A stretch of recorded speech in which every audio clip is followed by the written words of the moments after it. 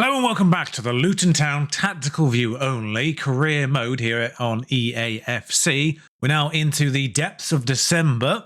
5 games today, starting with a lovely home fixture against Manchester City and ending with a lovely home fixture against Chelsea, who admittedly actually aren't doing terribly in the game. Chelsea, one of those weird ones. Their questionable performances in real life, not necessarily reflected because the game just takes ratings of players as standard. They seem to not be doing well in the game either.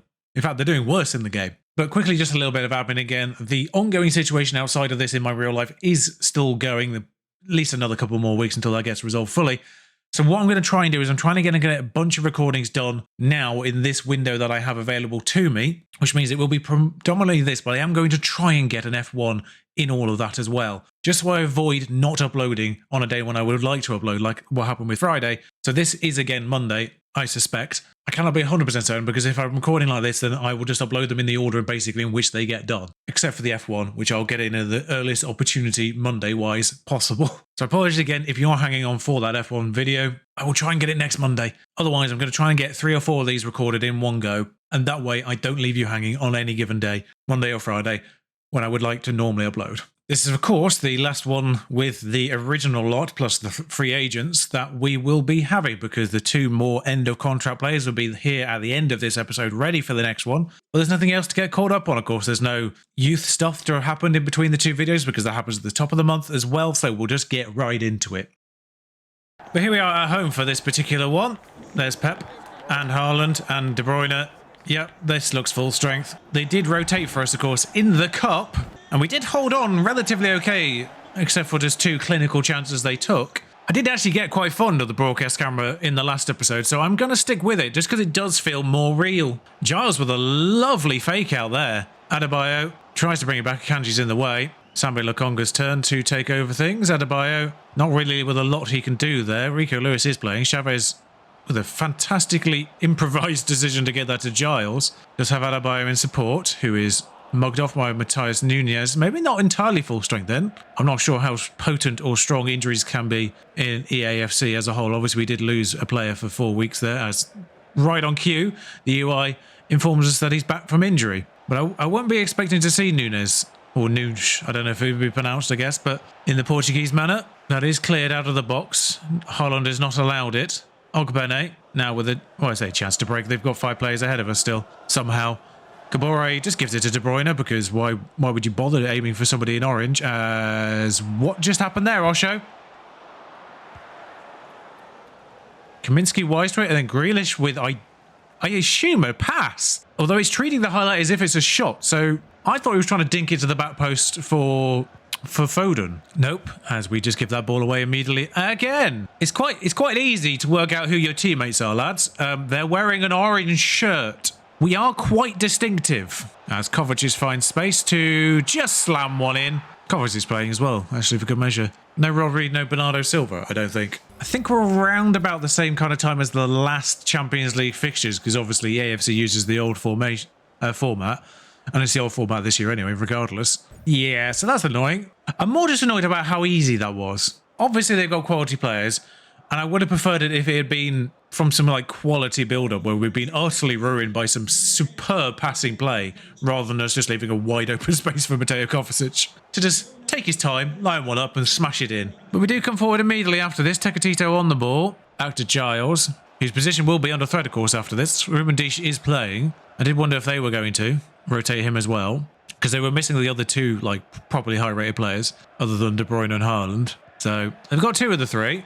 Haaland 91, De Bruyne 91 as well, I think. But Bernardo Silva 88 and Rodri 89 would have been obviously potent. Oh, Rico Lewis right back as well instead of Kyle Walker. Just realised that, of course. Oh, Grealish now has the time to do exactly what he wants. That was slightly more on their quality attacking-wise than our lack of defending. Like this is more them making the right run, getting in behind, finding the pass, and then finding the finish, of course. That's a little bit more on their quality than it was our failings. Still not great from us, of course. And the thing I'm really hoping the new central defender will help cut out is that aimless charge out that achieves nothing more often than not. They've not been told to step up. They've not been told to charge out. And yet, basically, anytime any attacker gets vaguely near the box, they just always charge towards them. Giles gets that ball, thankfully, and Chavez can I mean, Foden would have been sent off if that had been connected there. I kind of wish he had, to be honest. Giles is there. Adebayo's got 3 Man City players to deal with. He does find Takatito, though, and that's a great save from Ortega. No Edison. The goalkeeper's a little weirder, actually, it has to be said. There's also Carabao Cup fixtures, if I'm not mistaken, in December still as well. So might be a combination of the last Champions League fixtures, Carabao Cup fixtures, and obviously Premier League to contend with. So it would be a packed schedule for a team like Man City if they're still in everything. Obviously, Man City put us out of the Carabao Cup, so provided they got through the next rounds, they'd still be in it. And obviously they're in the Champions League group stages. So some mandatory fixtures, I think, there in December, more than we have, of course. Yeah, so I suspect the Man City schedule is a little bit more packed than ours, but even so, I mean, they've only rotated, what, 3 players? The back line is, otherwise, I think, Vardy, Eldish and Akanji. So first team there, they are played 7 out of 11, by my best guess. Because I know it's a bit of a topic of debate in regards to the career modes in EAFC, is how randomly the AI will rotate. The goalkeeper is the most confusing one because they don't really lose fitness. It's why I like to keep an eye on it. It's why I like to sort of keep a commentary on it as well. Particularly a game like this where we're expecting to lose and I'm not overly invested in the result. Kabori has nabbed that and cleared it to Ogbene, who has passed it down to Samuel Lukonga, who's immediately given it away to De Bruyne. And there's Haaland, who I don't think's actually had a shot yet. Now he has. And what is Kaminsky doing? I didn't want to replace Kaminsky in January because he's only just signed. I know he's one of the new signings, so I didn't want to immediately replace him. But what in the name of Bobby Robson is he doing? Like, what is Kaminsky doing? What is that? Why is he just turned into a mime? And honestly, the most unrealistic thing about that is how loud the Man City fans are chanting in the background because A, Man City fans, and B, there's about 4 of them here at Kenilworth Road, I'd imagine. There's not a huge amount of capacity. There's yellow card for what I assume is Matthias Nunes because he hasn't got a face. Ball put in, Adebayo is under it. It was actually a shot for us, remarkably, from there. Osho was injured at some point and I was never alerted to it. Maybe that was what the yellow card was for. But slightly more winnable fixture against Bournemouth next. Our players are actually relatively fit for some reason. It's probably because we've just never had the ball, so we've not done a huge amount of running. We've only had to run within our half, and that's about it. We've not exactly been going up and down the pitch like we would normally like to. Good block on Grealish there. Kovacic now with unnecessary flair, really. Let's be honest, you're 3-0 up, lads. You don't need to be pulling that out, yeah. And we can't even connect to the one pass that we do manage to achieve. It is rather... I mean, we've not even been allowed to take Osho off yet. I might as well get the other substitutes prepared now, just in case. Well, Osho getting injured, if it is a longer... I mean, 90% pass accuracy, apparently. I haven't seen us really connect more than 2 in a row. There's all 5 subs in one batch in the end, but it's all kind of worthless. Just trying to keep the goal difference down, I guess, more than anything. Oh, no. That's 4. Oh, no, he's missed. Just anytime a player gets the ball in that area, it's just usually a goal. Now he's been hooked for that. So not injured, just rotation then. That confirms that. Why are you hoofing up the field? I mean, at least Morris technically claimed that, but Rodri was immediately on the scene. I wish there was a way to get intercept/anticipate playstyles, like across the board. I think there's a couple of defending protocols that give you 1 of each, but not for like more than 2 players at a time. I think there might be one with a couple of intercepts, but I don't think there's one with more than 1 anticipate on it, which would be really lovely on a team like Man City to try and claim the ball more often. You know, a team that likes to hold on to the ball. All I can do is try to counter their attacking concept of gegenpressing with press proven, which is entirely irrelevant if you don't get the ball in the first place. He's out for 5 days, Osho. He's going to be out for 5 months. It is annoying the angry response never actually improves the morale. It would be nice if there was a little bit more nuance to it. Occasionally, you know, the angry one actually rallies the troops. Maybe there is, but I've never seen it work yet. So Shepard's back to full fitness. Burke in for Osho. Anderson came to me asking if he could play and not with 40 speed or whatever he has. He's not going to. I don't understand why he's so slow for such a young player. I'd understand if he was like 37, but he's like 25 or something with 30 or 40 speed. It's ridiculous. Ogbene's in though, and that is 4 goals in 4 for him. Then they did briefly focus on him in the preview, saying 3 and 3. Obviously didn't score last time, but scored 2 in the game before that. And the deadlock immediately broken by Ogbene, who remains lethal. Just through the middle of their defence, Senezi and whoever the other one is. Mugged off, and Neto can't do anything about that. Is it Mepham? Chris Mepham will always end up being one of the funniest players to ever existed in Football Manager because he always ended up at Real Madrid for some strange reason, or a similarly high-profile team. Liverpool currently with an 8-point lead in the Premier League all of a sudden. hadn't really looked at the top end. We're obviously more focused on avoiding the bottom end. Ryan Fredericks gathers that, however, and Solanke can come away with it here at the Vitality. Kirkes. I think it is Chris Mepham, even though they do have Zabarnyi. I don't know how well they're rated in EAFC. But Ryan Christie finding a bit of space on this right-hand side with the help of Fredericks, who has gone through the defence a little bit there. Philip Billing. Ryan Christie again, trying to get a shot off. Solanke manoeuvring positions for himself again. And Christie, wise to what Solanke was trying to do there. Solanke just dragged Lockyer and, I think, Burke away. Unfortunately, got a 2-for-1, which allowed Christie the space between Burke and Giles, which makes very little sense because Burke should be on the right centre-back. But no idea what happened to our defensive line there. Just got pulled around. Ogbene immediately charging, but Mepham, hello. That ball is intercepted by Giles. It was telegraphed. Even I saw that one coming. Adebayo pulls that away from Chris Mepham. That is wonderful work from Adebayo, even though he is now kind of ruined it by stopping. Giles gets it back to Adebayo. It's going to have to go back to Giles again. This is starting to feel like the definition of insanity. Tecatito's come out to help, and this feels a little bit better as Adebayo smashes it into the nearest Bournemouth player, and Sambi Lokonga doesn't even bother trying to intercept that ball that was right next to him. Kilkenny. Lot of space on this right-hand side for Fredericks. Giles to hopefully hound him out a little bit, and nope, just get turned on. Kaminsky nearly makes a huge... I just watched that in horror. Kaminsky nearly makes another huge error as he palms that into the ground and just about stays out of the goal long enough for, I think it might have been Buck to clear it, but allowed Solanke way too much of the near post there to aim at. Maybe we will go for a new goalkeeper in January. Hopefully goalkeepers are a little cheaper. Why? Yeah, hopefully goalkeepers' price tags are a little cheaper than most other players because it's basically all we can afford. Looked a lot tighter on the angle we were looking at, but yeah, just stayed out long enough. I mean, why are we even seeing that like that? It's obviously not over the line. Ball near post, Fredericks under it. Nakama to head back out to Giles. Giles to pass it to Ogbene if he's onside. It looks like we're fine. Giles has a shot himself. Why not, really? Neto. Like, away games, we're happy with draws. Home games, if it was home against Bournemouth, I would definitely be disappointed in a draw. But, you know, away, I know we took the lead and everything. Away from home, particularly pre-January, I'm happy with points, whether they be 1 or 3. Philip Billing, Christie, although we might be able to go down here. As this Bournemouth move is starting to look a little bit more dangerous, and I'm not happy. Adams, not doing a huge amount of pressing. Sambi Lokonga is in the way of that pass, though, and we're probably going to take too long to... Oh, no, actually, we've got it up the field before the final whistle blows, so we might be able to get this one last chance off. That's a lovely pass and play. Adebayo should do better. We're going to get this corner as well, despite being 3 minutes over the 45 and 2 minutes over the allotted 46. I mean, it'll inevitably go to a Bournemouth player because I don't think... Oh, no, Adebayo was on the end of it. Still in play, still going. As soon as the Bournemouth get the ball here, or we pass backwards insanely, half-time is called. 1-1 at half-time, and we will kick off the second half. Tecatito. Sambi Lokonga gets it back to Adebayo, who does do the... Tyler Adams, that is. Tecatito will get Kabore overlapping, and Kabore's gone all the way over. That won't even stay in the... No, appallingly bad from Kabore. While I was away, I was rethinking the retraining of Corona to right wing-back. Because he's still learning right wing-back, even though I'm playing as a cam. But thinking about it, a lot of the youth prospects are capable at cam. So should they develop? And I think it's a lot easier to find a good cab than it is a good right wing-back. Or loan a good cam next year. Off the post! Adebayo. Adebayo's there. Everyone was silent for a little while there. I did wonder if it was about to be called offside, which is why I was a little bit muted in the response.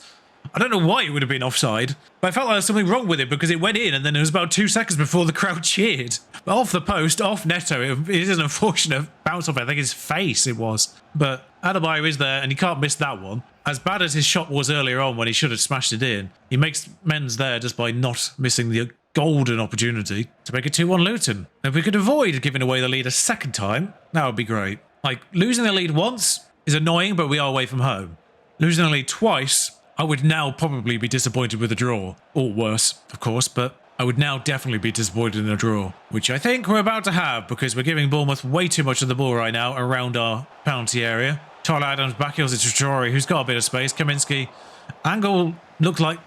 Angle made that look a little unnecessary as a save, but thankfully it was Giles on it. Maybe it was necessary. We have Newcastle at home next. Sambi Lokonga will gather that. That's an interesting ball, and it did pay off. Back to Kabore. Adebayo. I do have massive question marks over Adebayo as well. I mean, I say massive question marks, like nobody really that we own apart from Giles is I suppose Nakamba's a 75, but realistically, out of the original Luton squad, it's only Giles that seems to be vaguely decent as a player overall. 77 rated now. He's actually gone up to 77, and with the +4, that makes him 81 in game.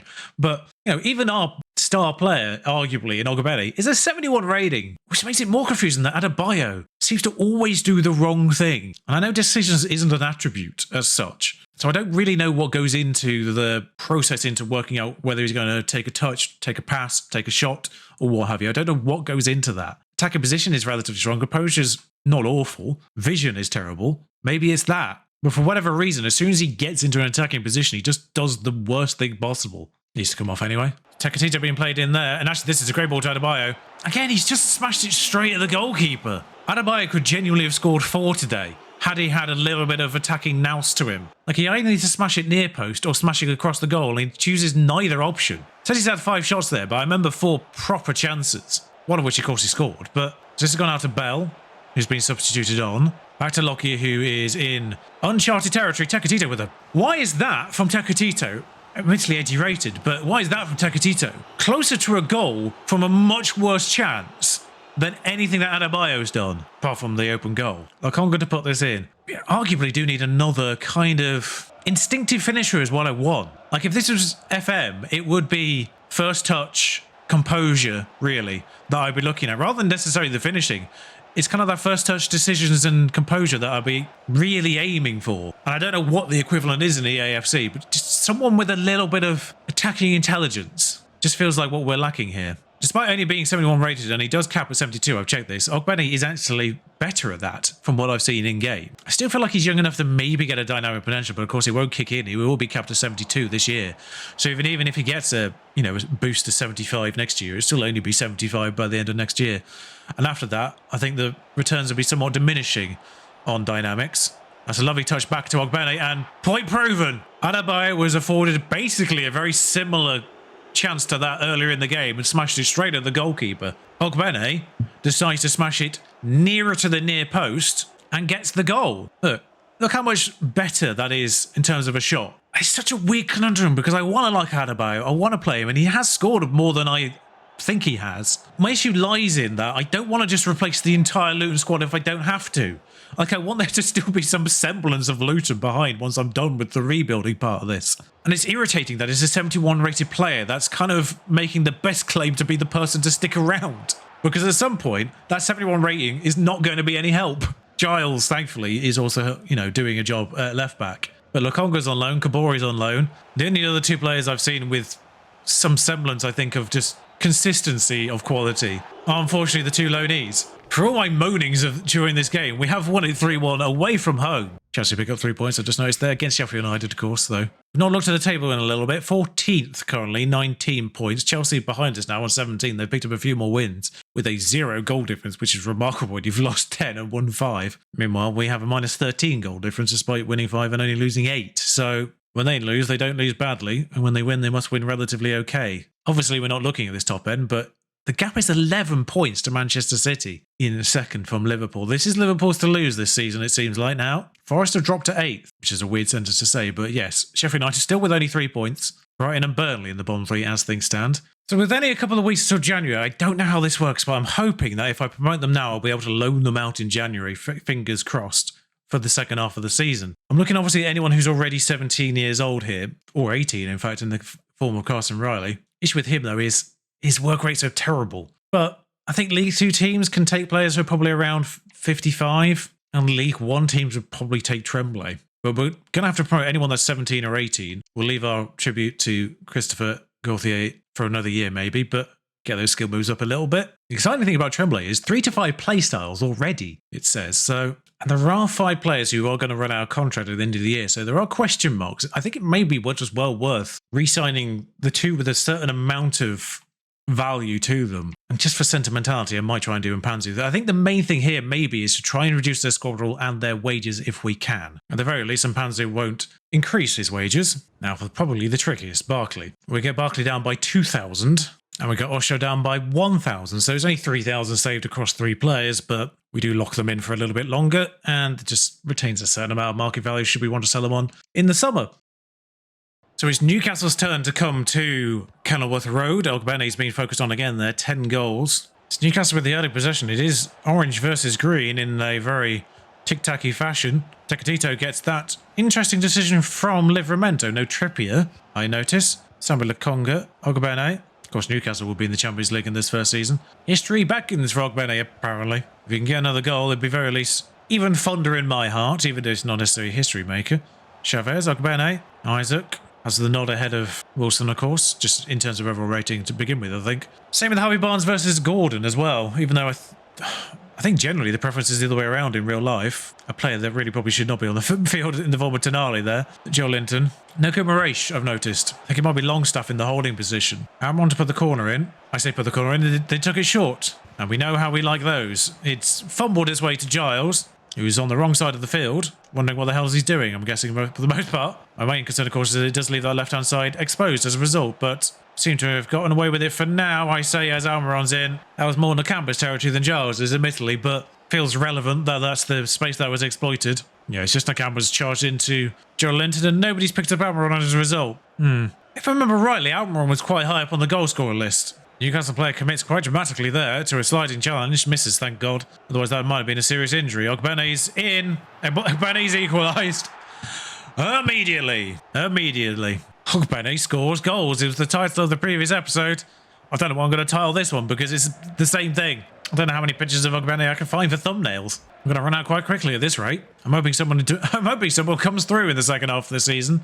They've got the ball again. Isaac from a tight angle. Probably should have actually asked for assistance there. Why is Howe talking to Dubravka? That's not his assistant manager. Where's Tyndall? Almiron. Ball rolls his way into Chavez. Giles is being hounded, admittedly. Not really being given any space to do anything, thanks to Barnes, but forces the goal kick, thankfully. Poor from Kabore. I said last game Kabore was one of the more consistent ones, and he kind of suffers from the Adebayo syndrome, actually. I was slightly erroneous in calling him consistent because I have to say he does make some questionable decisions as well. So I'm not overly bothered he's only alone. I touted earlier in this series that I might consider trying signing him permanently. That was largely just because he was one of the higher rated players. And it would be nice to have some consistency.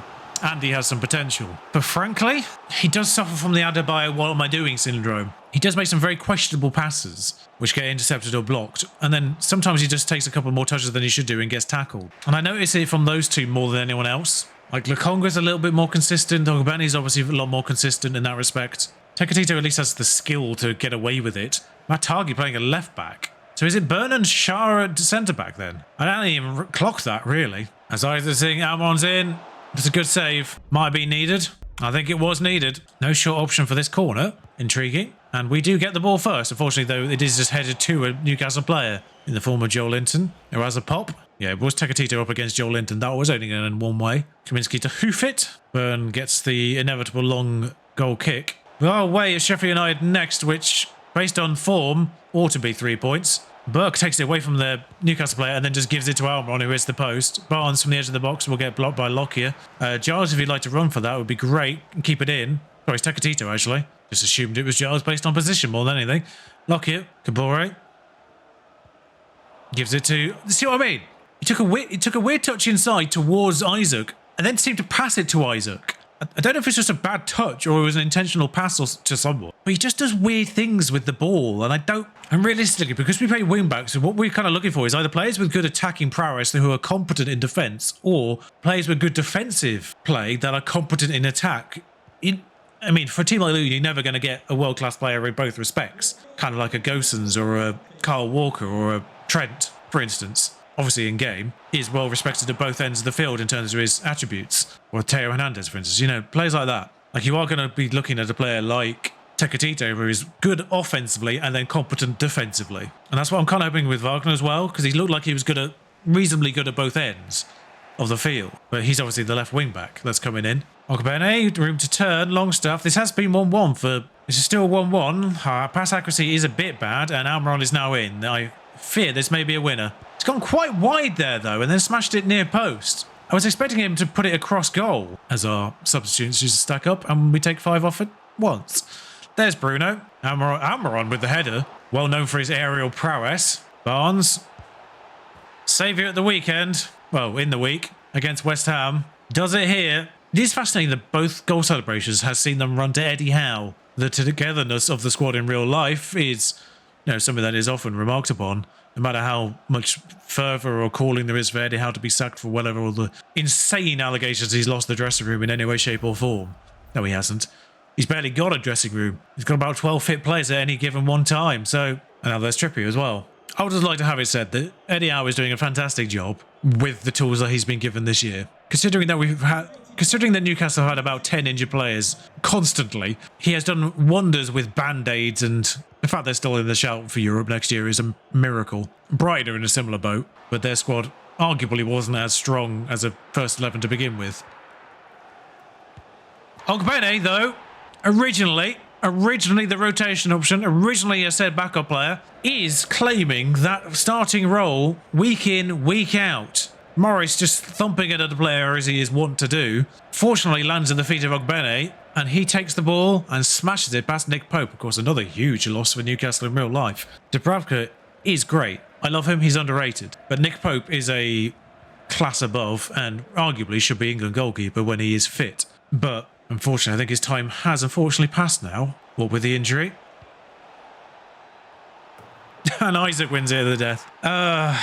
I want to be mad. But Newcastle are my team in real life. I do adore Isaac as a player as well. I want to be mad, but this is arguably the most meta goal I've seen scored. Cross Isaac. Ariel's become a bit of the meta, so it feels weirdly poignant that's the way this one's panned out. We thought we snatched a point. We hadn't. In fairness, we did that to Nottingham Forest, did we not? Last episode, or the episode before last. They thought they snatched a point and we went, nope. It's our turn to be on the receiving end of that treatment. Outron 5 attempts, 1 goal feels fairly accurate. Right, so we can officially remove the exclamation point from Ogbene now. If we can get him a 5-star weak foot.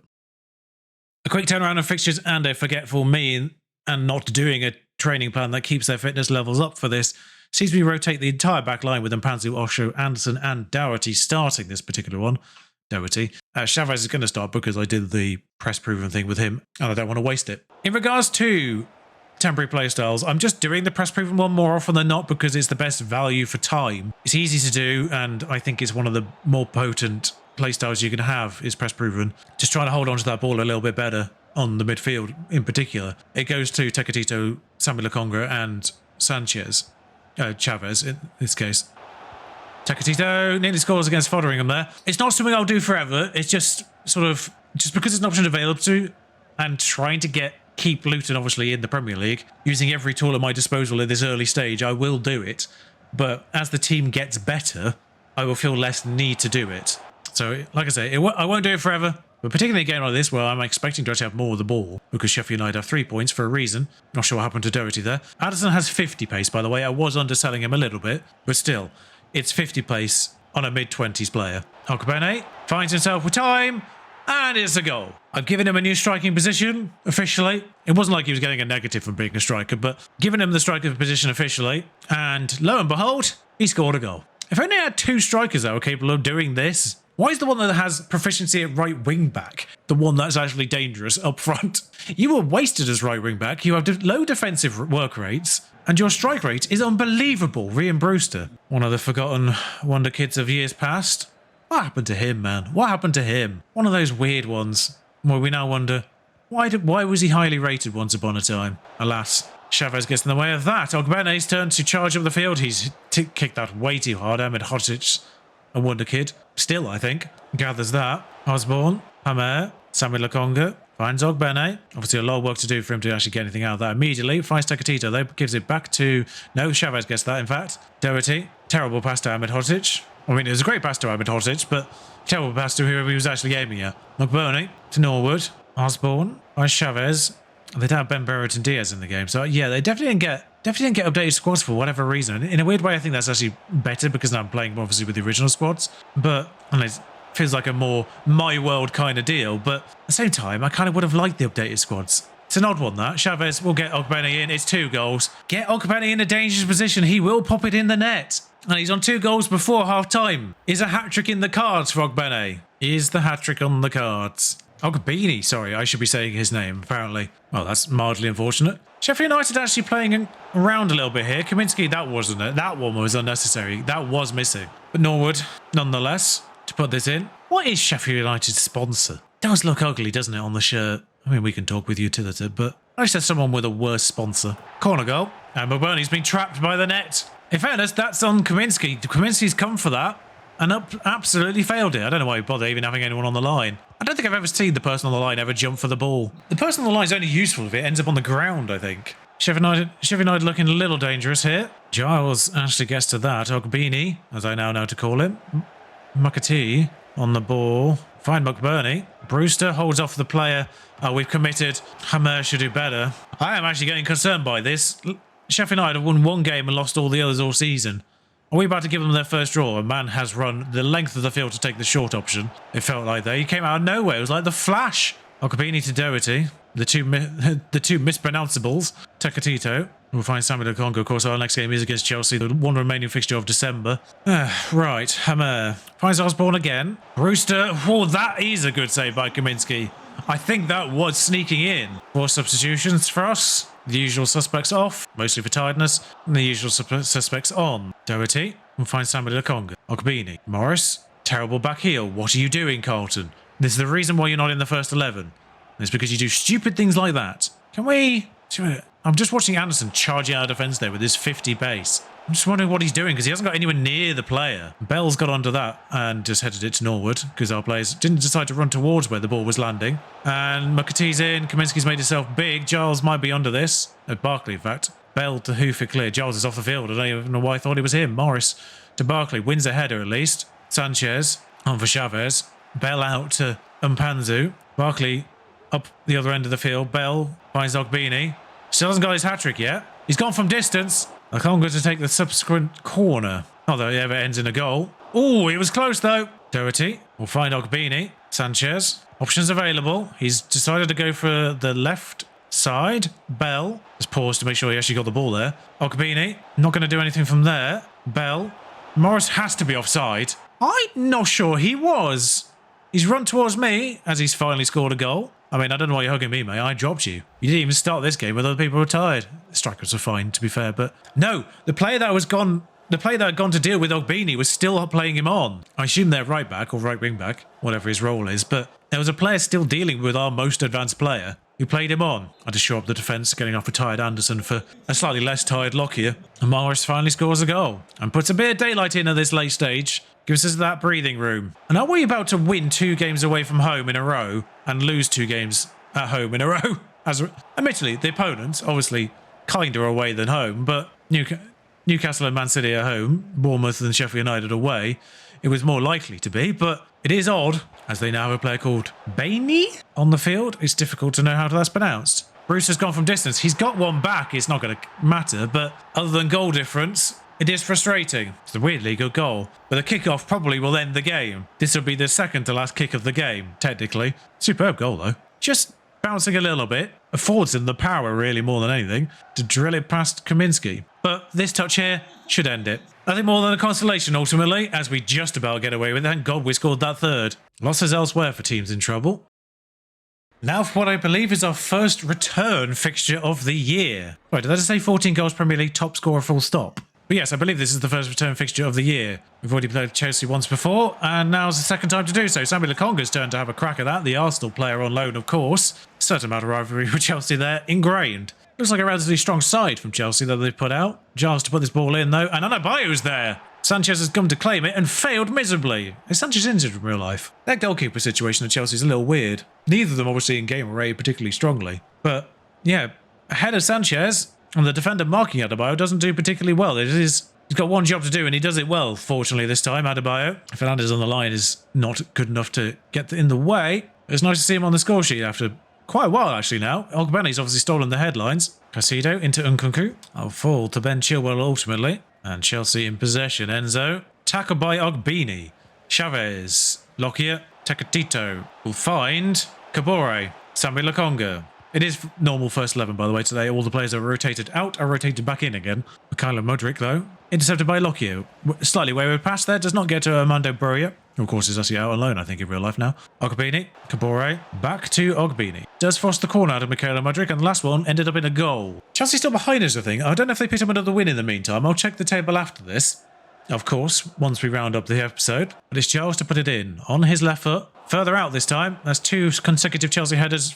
Ball falls to Nakamba. Has the Chavez option out wide. Burke now. Burke, where you going, mate? Burke. How is Burke foiling the Chelsea defence of all people? Tokatito gets Ogbeni in. Can't keep her away for long. You know what? Seeing the ball at his feet brought a smile to my face there. This is genuine. Ogbeni is genuinely providing happiness to me right now. That, as soon as the ball ended into there, I was already smiling. I knew that was in the net. Ogbeni just doesn't miss from that for some reason. I don't know why he's prime. I was going to say Cristiano Ronaldo. But 15 goals in 19 matches says that. And bear in mind, most of the early ones, he was coming on as a substitute at right wing back. I wish there was the way to see the games that he started and started as striker only. Or even the ones that he was substituted on as striker. Because I'm pretty certain he scored in most of those as well.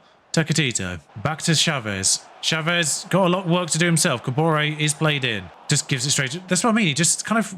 Another odd decision from him. Tries to take it inside and just runs into Ben Chilwell. Like, he didn't need to do that physical motion. The touch around Ben Chilwell was relatively sensible, but then his movement into Ben Chilwell was insanely stupid. Like, you either go wide to try and get the ball round to the left, or you go wide to the right to try and get the ball around Ben Chilwell. You don't just run straight through the middle, where Ben Chilwell, it still is. Like, he tried to do, we're going on a bear hunt. Failed miserably. Caicedo has a bit of space here. Fortunate to maybe get it, but Lockyer... Oh, well. In a weird way, that might be one of the more fortunate goal kick. No, it's a corner. Apparently, he did get a touch on it. Maybe a...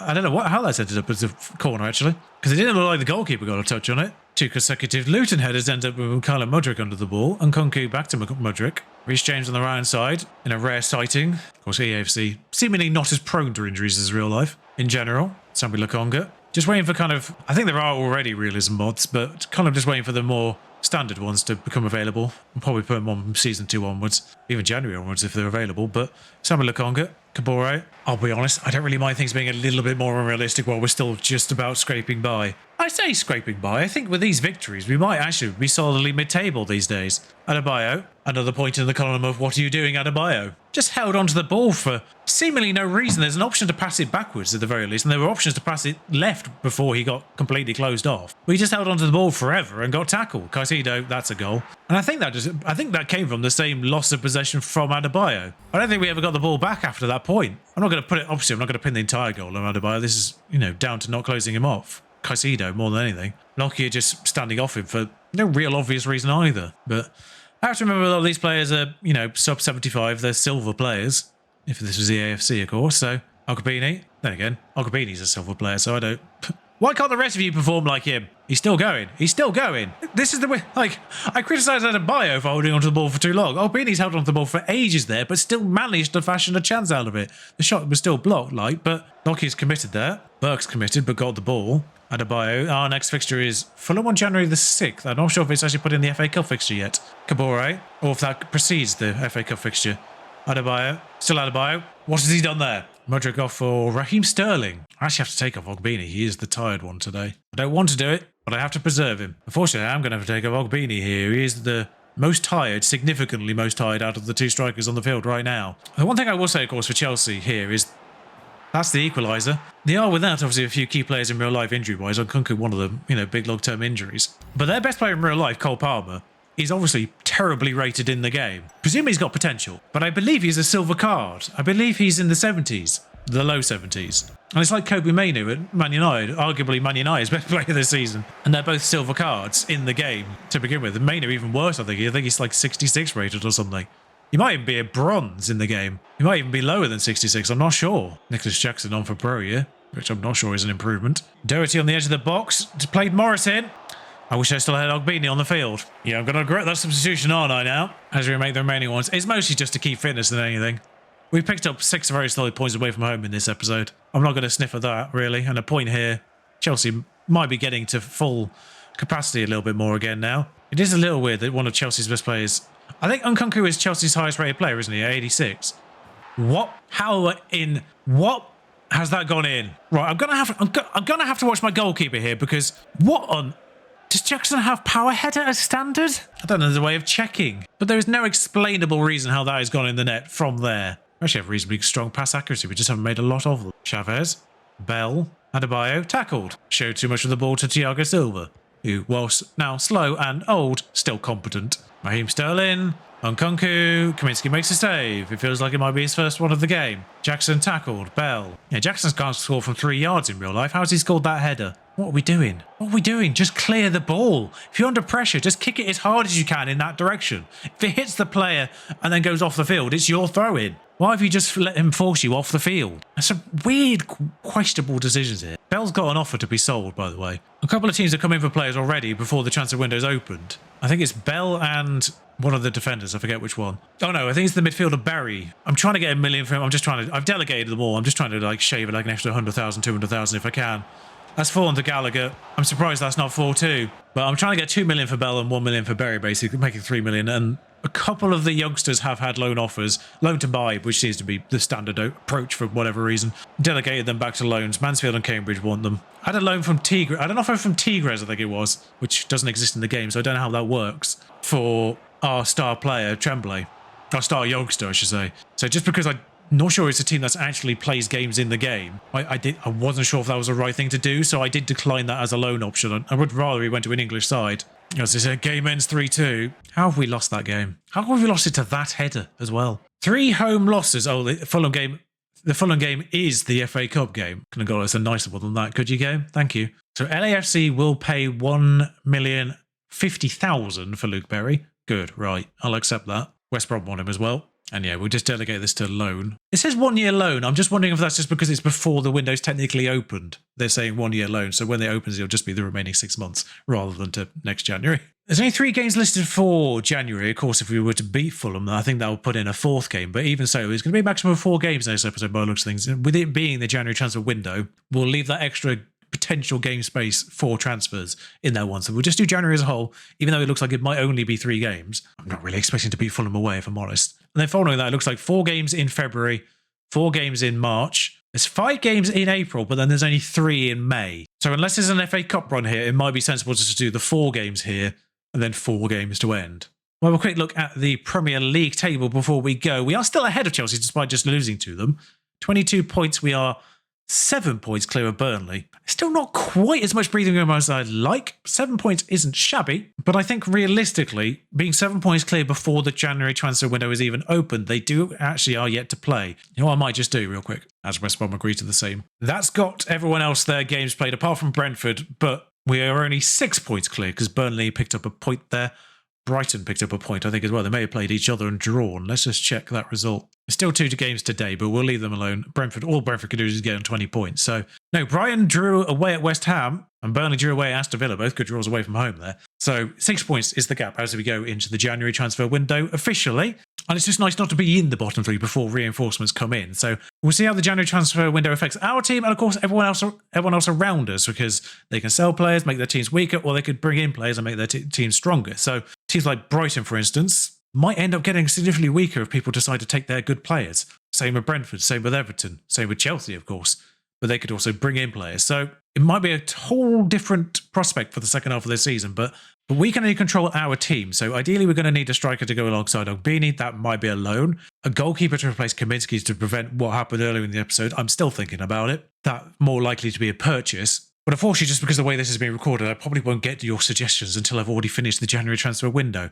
So hopefully there might be a few in the previous episodes I can have a look at, but otherwise I might have to do this myself, unfortunately. Worst case scenario, I will get your suggestions and I'll look at them in the summer. We should be all right. Fingers crossed. Until next time, thank you for watching. Do like, comment, subscribe. Thank you for bearing with me. Until next time, ta-ra.